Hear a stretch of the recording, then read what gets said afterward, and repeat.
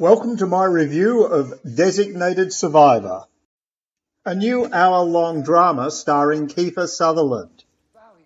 This is the first new show of the latest crop that actually has a unique and original premise. What if a lowly member of cabinet finds himself to be the lone survivor after a devastating terrorist attack that wipes out the executive arm of the US government? So there you have it. Mr. and Mrs. Relative Nobody catapulted into the positions of President and First Lady. To say that Kiefer Sutherland's character is a little overwhelmed is a gigantic understatement given the circumstances. He is left to steer the nation through the country's greatest security crisis it's ever encountered. If that wasn't enough pressure, of course there are many around him who feel as though he is not up to the job and just a lowly cabinet minister who's been elevated into a position of responsibility way beyond his ability.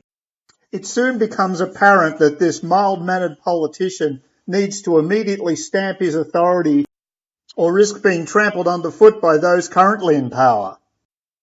The usual suspects are thought to be behind this devastating terrorist attack, and it becomes a classic battle between the president and the military on who is going to take ascendancy in the outcome of this particular conflict.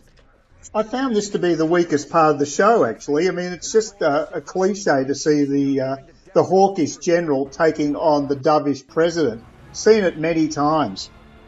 I was hoping for something a little more nuanced from the writers who had delivered an excellent script up until this point. The danger I see here is that this program could just develop into, say, another West Wing clone, and that would be a tragedy given that it has such a fresh, original premise. It's hinted that this is going to be a long-term struggle with an unknown terrorist force, and I guess that's going to be the basis of the plots that continue on from this show. I'm only guessing. I really don't know where it's going to go. I'm just hoping. If the producers can sustain the quality that they've actually achieved in the first hour of this show, I'll be a regular viewer and look forward to seeing how the first season progresses.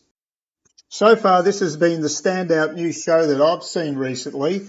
It's got a great cast, good writing, and the potential to be a great program. I really hope that potential is fulfilled. Fingers crossed.